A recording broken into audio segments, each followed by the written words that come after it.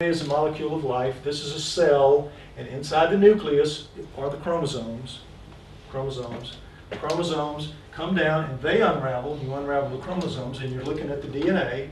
And the DNA is made up of the bases. We're going to see that in a minute. And what the DNA does is the good, not the junk, the stuff that works, makes proteins. What you have to understand is about 97% of all of this, of everything in here, 97% is junk or non-coding or whatever you want to call it. It doesn't make the proteins. About 3% of this runs us. The rest of it is like, what is it there for?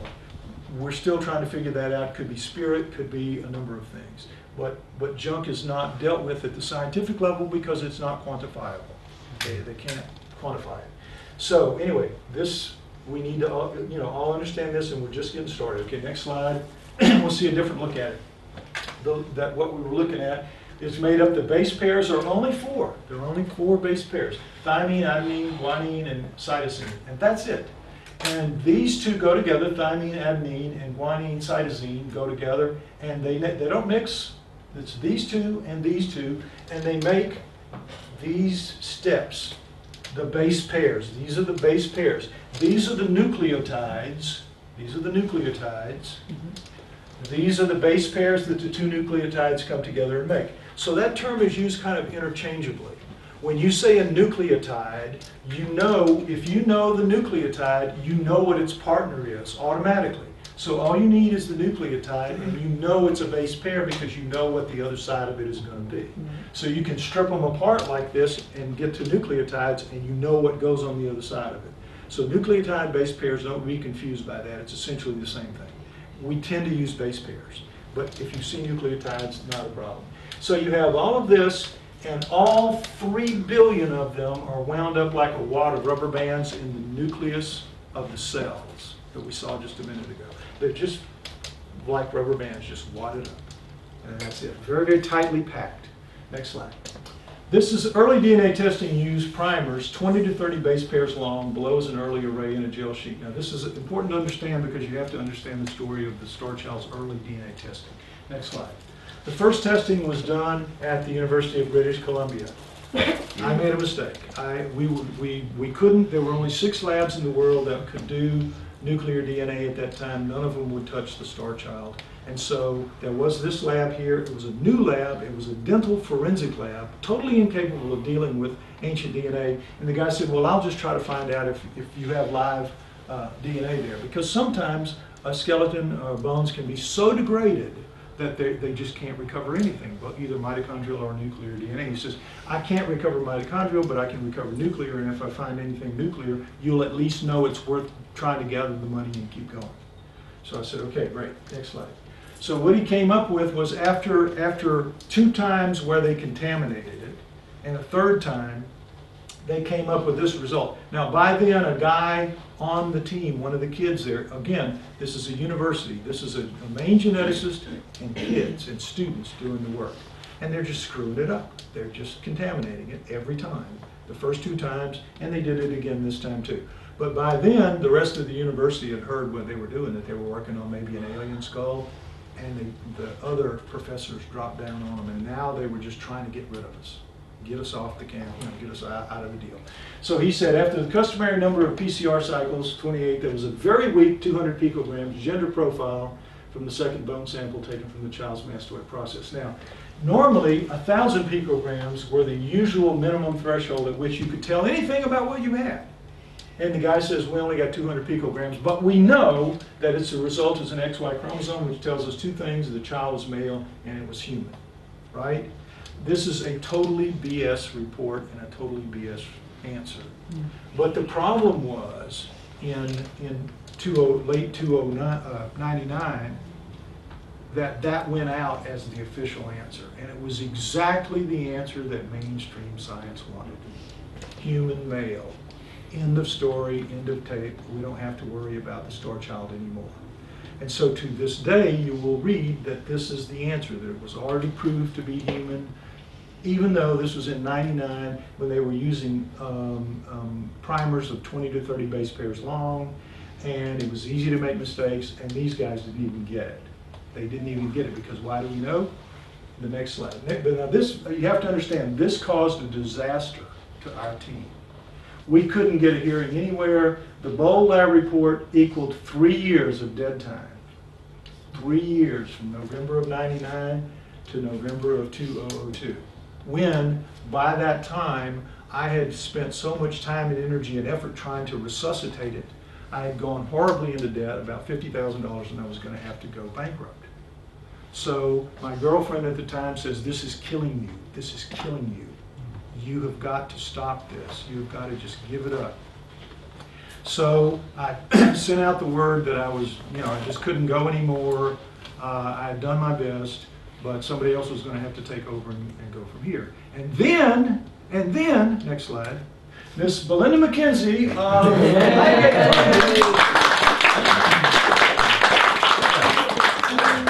raises the dead. Raises the dead. She contacted me, first contact, what do you need? I don't know what I need. I haven't even given it any thought for so long. Find out what you need and let me know. And so we did, and we found out, and we told her, and well, she did her due diligence. It took a few weeks, but finally a check arrived and we were back in business. So Belinda is one of the key and major players in this whole thing. Without her, I wouldn't be here today, and that's the truth. So again.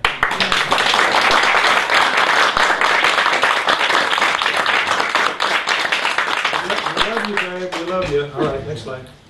Now, so what she paid for was a real DNA test from real geneticists who were capable of recovering ancient DNA. Now, what do I mean by ancient DNA? Older than 50 years. That lab in Vancouver, they only dealt with fresh DNA. They couldn't deal with very old DNA, much less 900 years old. Over 50 years, there's a huge amount of degradation, and there's a huge amount of contamination from the bacteria of death that we were talking about. Right? So this is not an easy thing to do, but these guys could do it because they had worked on the Kennewick Man. Anybody heard of the Kennewick Man? The Kennewick Man. No. This was a skeleton that was found in Washington State on Indian territory, and it looked clearly like a normal European. And the Indians went bazookas because they have these gambling concessions in the States, because they get all these special privileges because they're supposedly the first people to settle America, and so they work really, really hard anytime something comes up to indicate that somebody was there before they were there.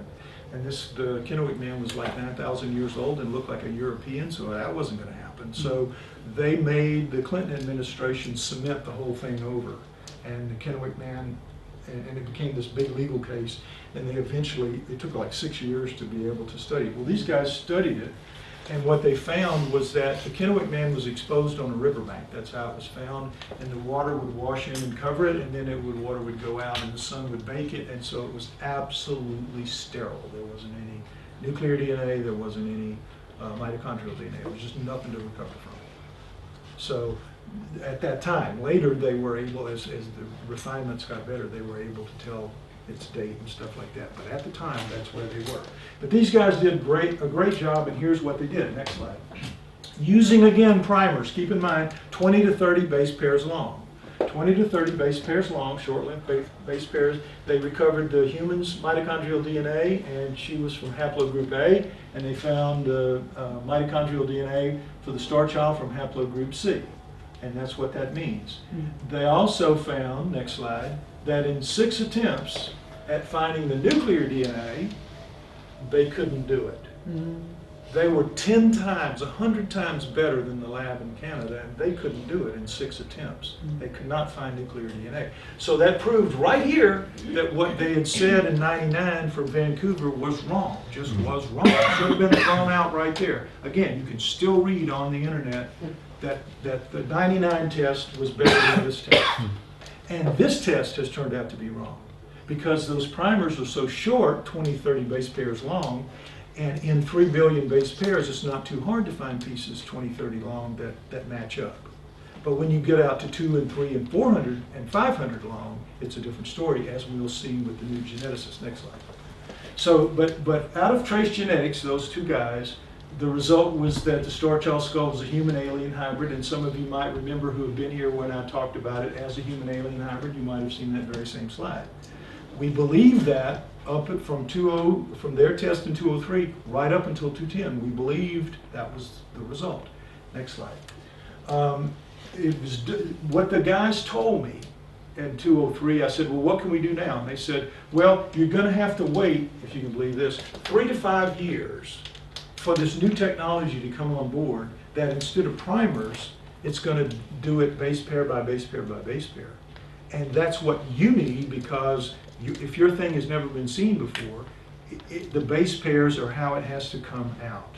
You have to be able to pull it out base pair by base pair. Sure enough, almost three years to the month. That was July 203. This is July 206.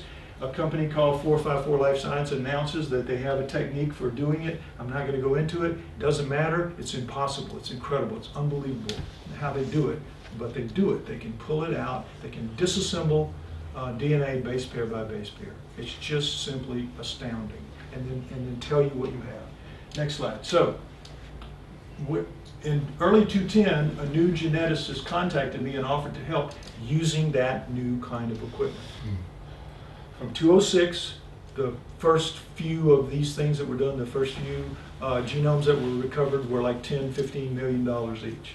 The price just was plummeting that whole time. So now it's down to maybe, to do ancient DNA, it's just a couple million.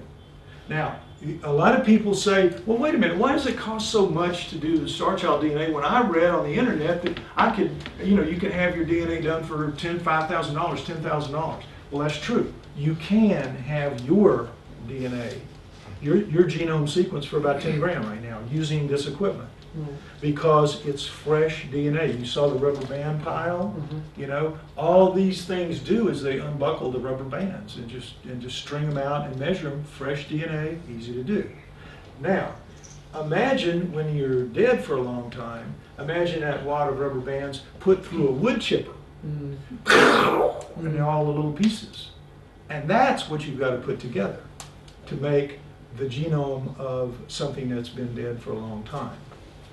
And that's our problem. To do that, you have to do it again and again and again and again, 50 to 100 times. Run it through the machines 50 to 100 times so that you fill in every gap and you string the rubber bands back together. Basically, yeah. So that's why it costs so much. Next slide. Anyway, when he did, after a few weeks, he recovered and sequenced dozens of fragments of the nuclear DNA. That's all he got the first time. Dozens of fragments, but they were long, but they all came out of the junk. But they were in the hundreds. And so what he did was, when he got those dozens, he sent them all to what's called the NIH database. Next slide. The NIH is the National Institutes of Health in Maryland.